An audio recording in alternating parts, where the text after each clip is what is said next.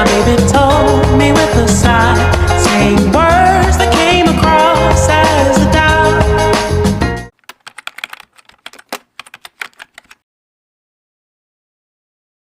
Hai guys, sekarang kita udah ada di Jawa Tengah. Yuk ikut aku buat ke Museum R.A. Kartini di Jepara, Jawa Tengah. Let's go!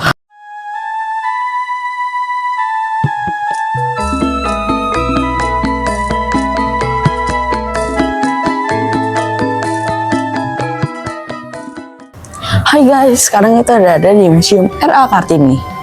Sekarang aku pengen cerita ya guys tentang perjalanan R.A. Kartini. Dengerin ya. R.A. Kartini lahir di Jepara pada tanggal 21 April 1879. R.A. Kartini memiliki ayah bernama Raden Mas Adipati Aryo Sosro Diningrat dan ibunya bernama M.A. Nasirah. R.A. Kartini menempuh pelajaran dengan giat selama 12 tahun. Kalian tahu nggak guys kalau perempuan pada zaman itu harus mengikuti tradisi di Jawa Tengah bernama dipingit dari 12 tahun hingga dia menikah. R.A. Kartini juga sama. Dia belajar dengan giat sampai umur 12 tahun lalu dipingit. Pada masa dipingit, dia menulis surat-surat untuk dikirim ke temannya di Belanda. Oh ya, aku belum ceritain tahu guys, arti dipingit itu apa? Dipingit itu artinya perempuan tidak boleh keluar rumah sampai waktunya dia dinikahkan atau menikah. Sekarang yuk kita masuk guys. Begitu kita masuk, kita juga akan menemukan ruang kerja R.A. Kartini. Dan juga ibu kita R.A. Kartini bersama foto-foto keluarga R.A. Kartini. Di sini juga ada tempat ari-ari ibu kita Kartini ditanam.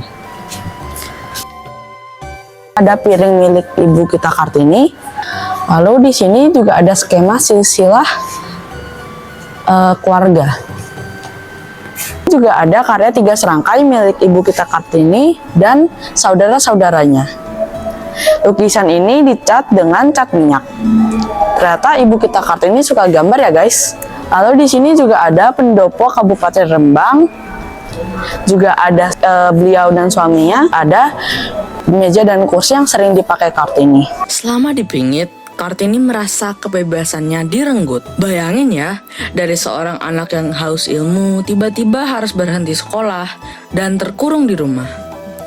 Kartini merasa sedih, bahkan sempat merasa putus asa. Tapi, Kartini nggak menyerah. Ia mengubah keterbatasan itu jadi kesempatan. Kartini mulai membaca banyak buku tentang dunia luar, tentang perempuan, dan tentang kemajuan.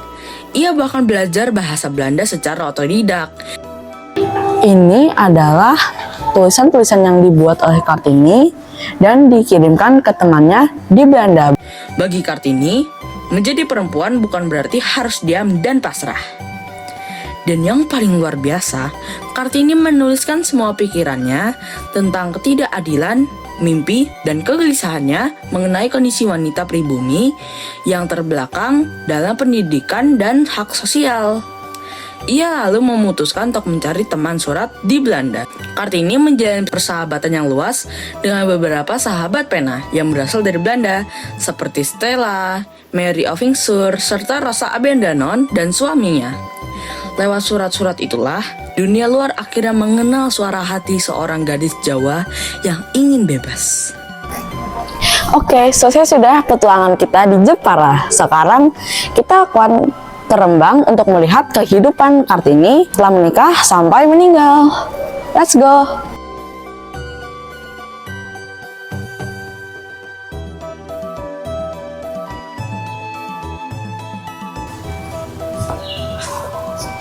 Nah, sekarang kita sudah sampai di kota Rembang. Disinilah perjalanan R.A. Kartini setelah menikah, lalu mempunyai anak, dan wafat.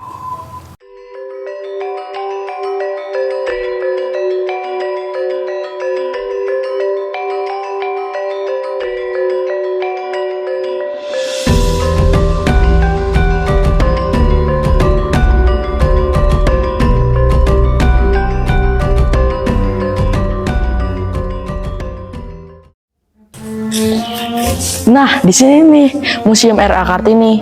Yuk kita masuk ke dalam.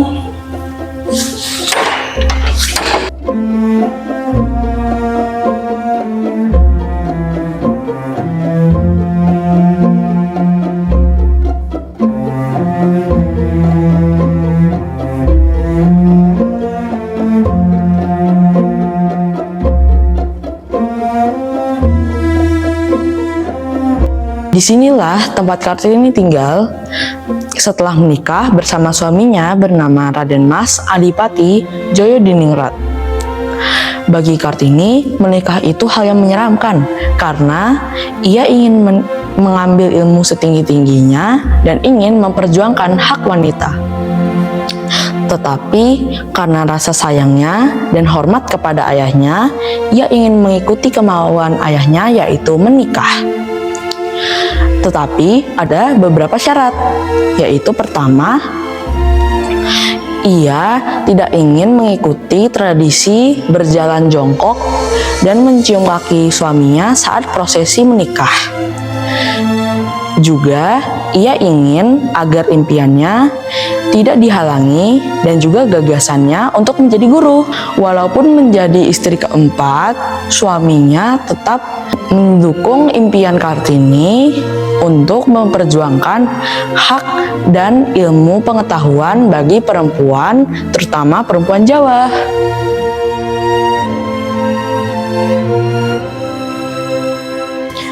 Ini adalah ruang pengabdian R.A. Kartini. Di sini adalah ruang kamar tidur R.A. Kartini setelah menikah. Yuk kita masuk. Di sini ada ranjang R.A. Kartini yang digunakan untuk tidur. Lalu di sini juga ada kebaya R.A. Kartini.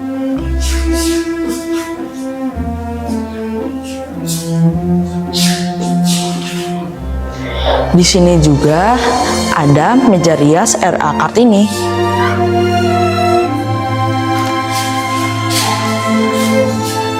Meja tempat merawat bayi.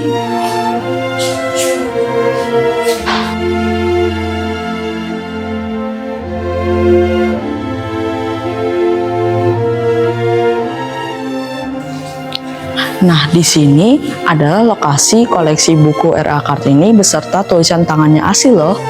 Yuk sini masuk.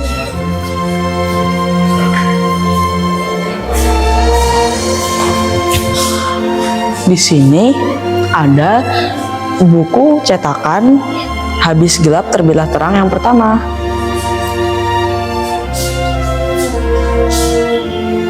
Lalu juga ada tulisan tangan asli R.A. Kartini.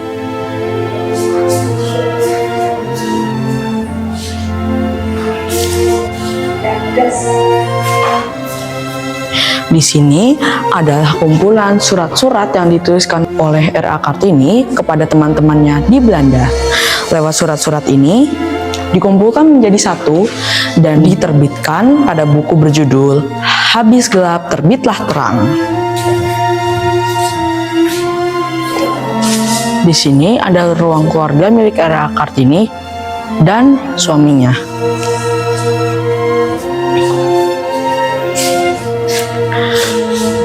Di sini ada meja dan kursi yang digunakan R.A. Kartini bersama keluarga untuk makan. Lalu juga ada lukisan R.A. Kartini bersama suami, lukisan sahabat dan anaknya, orang tua dan juga saudaranya. Ini adalah bukti bahwa R.A. Kartini memiliki jiwa seni yang diturunkan kepada anaknya.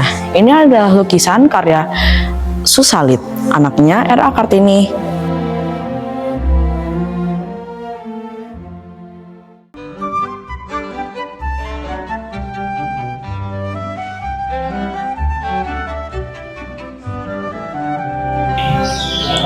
Salah satu aktivitas yang dilakukan R.A. Kartini adalah membatik. Ini adalah gawangan batik milik R.A. Kartini.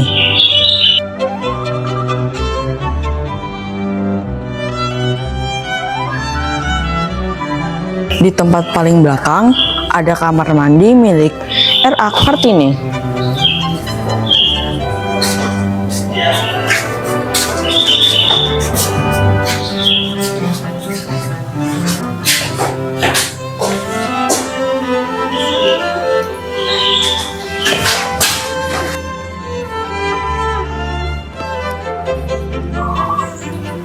Di sini adalah kamar selir dari suami R.A. Kartini. Dalam perjuangannya, Kartini tidak sendiri. Kartini ditemani oleh kedua adiknya yaitu Kardinah dan Rukmini. Mereka dijuluki sebagai tiga serangkai. Tak hanya membagikan pemikirannya, mereka bertiga memperkenalkan berbagai kesenian Indonesia seperti batik dan ukiran khas Jepara pada pameran karya wanita di Belanda. Di sini juga ada mainan R.A. Kartini, yaitu dakon dan macan kurung. Ia memperkenalkan hasil ukir Jepara yang saat itu dipandang hanya sebelah mata kepada teman-temannya di Belanda. Akhirnya, kesenian Indonesia seperti batik dan ukiran Jepara saat itu diminati oleh banyak orang. Setelah R.A. Kartini menikah lalu mengandung seorang anak, 4 hari setelah ia melahirkan, ia dinyatakan wafat dikarenakan preeklamsia. Ia wafat pada umur 25 tahun. Masih muda ya teman-teman. Di sini adalah ruang Raden Mas Susalit, yaitu anak dari R.A. Kartini. Ini adalah Raden Mas Susalit waktu beliau masih kecil.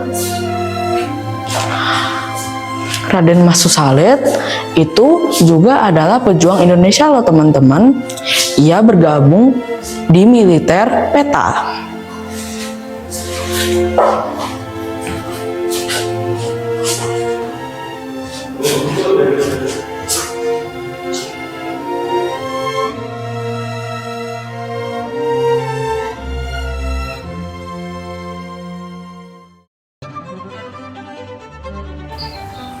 Disinilah ruang R.A. Kartini mengajar para perempuan dari Jawa, mulai dari membaca, membatik, menulis, menghitung, tata krama, dan kerajinan lainnya.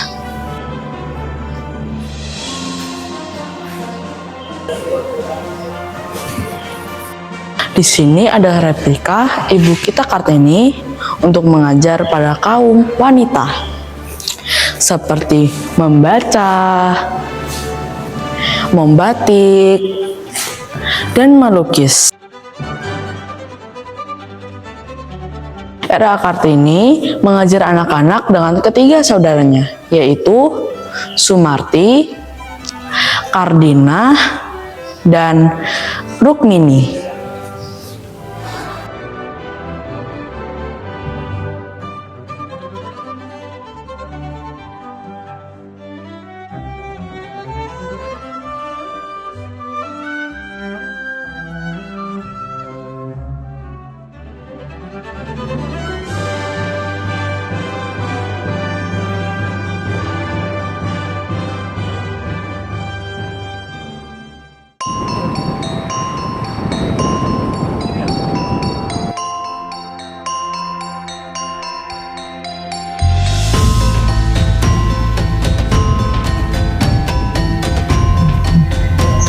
Disinilah tempat ibu kita Kartini dimakamkan.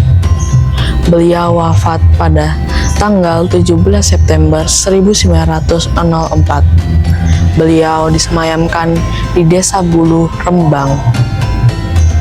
Mari kita masuk dan melihat makam ibu kita Kartini.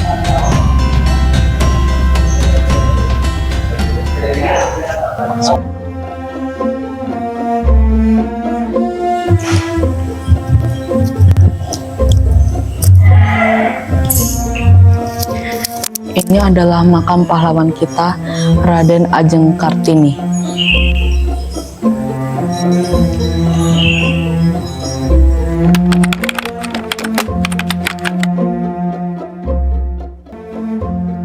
Dari mana sih sikap leadership Kartini terlihat? Bukan hanya dari gelar, bukan juga dari kekuasaan, tapi dari sikapnya yang tegas, idealis, dan berani berbeda. Di saat banyak orang tunduk pada tradisi, Kartini justru berani bertanya. Bahkan ketika orang-orang di sekitarnya menentang, ia tetap memegang prinsipnya, yaitu perempuan harus berdaya, bisa berpikir, bermimpi, dan memiliki jalan hidupnya sendiri. Kartini dengan tegas menentang praktik poligami dan feodalisme yang membatasi peran perempuan di masyarakat. Kartini berani menyuarakan pandangannya. Bagi Kartini, kepemimpinan bukan soal dihormati, tapi soal dicintai tanpa ditakuti. Kartini ingin diperlakukan setara. Oleh sebab itu, Kartini memperlakukan semua orang dengan setara, tak peduli warna kulit, agama, dan latar belakangnya.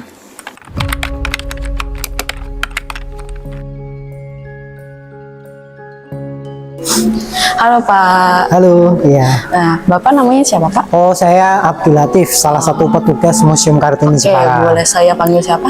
Pak Latif boleh. Pak Latif. Oke. Ya. Pak, saya boleh wawancarai Bapak? Oh, boleh, silahkan. Ya. Oke.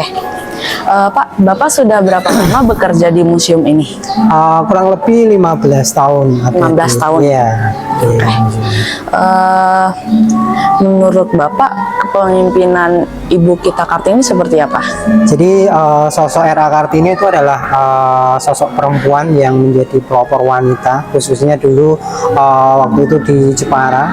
Dan memang beliau dikenal sebagai pahlawan emansipasi wanita yang memperjuangkan kaum perempuan, kaum wanita, yang mana beliau itu menginginkan agar kaum perempuan itu berpendidikan, mempunyai keterampilan, sehingga tidak selalu menggantungkan kaum laki-laki, karena yang mendidik manusia pertama kali itu adalah seorang perempuan. Dan sosok R.A. Kartini ini dijadikan pemimpin, maksudnya pemimpin itu dia bisa menjadi contoh. Jadi dengan batasan-batasan tertentu yang dilalui pada masa itu, dia tetap bisa belajar, dia bisa tetap mengetahui dunia luar dengan dibantu oleh kakaknya yang bernama Raden Mas Panji Sosrokartono, sehingga sosok R.A. Kartini bisa istilahnya mencurahkan isi hatinya, berkirim kabar dengan teman-temannya, bukan hanya di dalam rumah saja beliaunya, tapi bisa berinteraksi dengan sahabat-sahabatnya.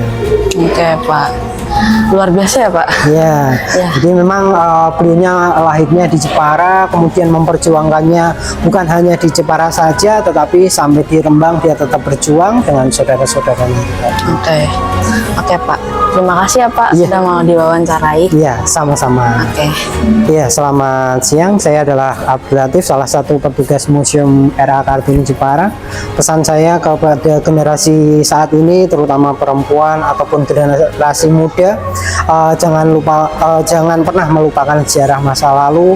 Tetap semangat dalam berjuang dan dalam memperjuangkan semuanya itu. Dan di sini kami berharap perempuan-perempuan bisa mencontoh dari sosok R.A. Kartini yang memperjuangkan kaum perempuan. Terima kasih. Siang Pak, Ya, selamat siang Mas. nama Bapak siapa Pak kalau boleh tahu? Nah, perkenalkan nama saya Bapak Wartono. Saya di sini sebagai petugas di makam R.A. Kartini, sekaligus mewakili dari ahli waris keluarga besar almarhumah Raden Ajeng Kartini Joyo Adiningrat. Oke. Jadi pertama-tama saya ucapkan selamat datang kepada Masnya yang bisa meluangkan waktunya untuk bisa berziarah di sini. Sekaligus kita kirim doa kepada almarhumah Raden Ajeng Kartini Joyo Adiningrat. Semoga ketulusan doa kita diterima oleh Allah Subhanahu wa Ta'ala. Dan mungkin Masnya juga perlu tahu tentang siapa saja yang dimakamkan di sini. Nanti Masnya bisa lihat makam yang paling depan itu adalah suami dari Raden Ajeng Kartini, namanya Kanjeng Raden Mas Adipati Aryo Singgih Joyo Adiningrat. Beliau dulu Bupati Rembang. Kalau makam Raden Ajeng Kartini ada yang sebelah kanan itu, dan beliau menikah dengan Pak Bupati Rembang. Beliau hanya 10 bulan, karena 10 bulan setelah menikah beliau melahirkan, terus 4 hari kemudian beliau wafat karena mengalami pendarahan. Jadi Raden Ajeng Kartini wafat usia 25 tahun, tapi alhamdulillah anaknya hidup. Anaknya Raden Ajeng Kartini laki-laki diberi nama Raden Mas Susalit. Nah, Susalit ini dalam bahasa Jawa artinya susah wiwit alit, karena dari kecil tidak punya ibu. Nah, Pak Susalit, beliau dulu pensiunan tentara dengan pangkat Mayor Jenderal TNI Angkatan Darat, dan beliau wafat tahun 62. Beliau juga dimakamkan di sini. Makamnya ada di sebelah nih. gitu. Oke. Jadi, Pak, pesan untuk anak-anak muda seperti apa, Pak? Pesan dan ya, pesan. untuk pesan saya kepada anak-anak generasi yang sekarang ini, teruslah untuk meneruskan dan melanjutkan perjuangan dari Raden Ajeng Kartini, jadi pemuda-pemudi yang lebih tangguh, yang lebih hebat dan membanggakan untuk bangsa dan negara ini. Oke, Pak. Oke dah. Terima kasih ya, Pak. Sama-sama, Mas. Selesai sudah petualangan kita menelusuri jejak Ibu Kartini dari Jepara hingga Rembang. Karena pemikirannya dalam memperjuangkan kesetaraan bagi wanita Indonesia, 21 April dikenang sebagai Hari Kartini, menghormati kebangkitan perempuan Indonesia. Kini giliran kita generasi muda melanjutkan semangatnya, berpikir merdeka, melangkah bijak, dan berkarya tanpa batas.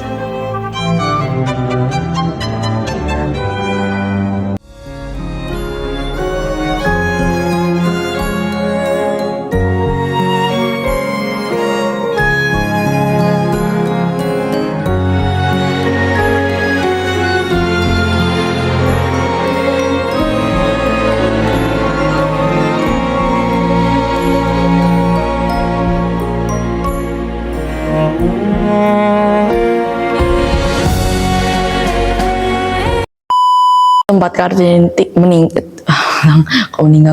tinggal Jalan. ini dan Sumarni. Sumarti. Di museum ini.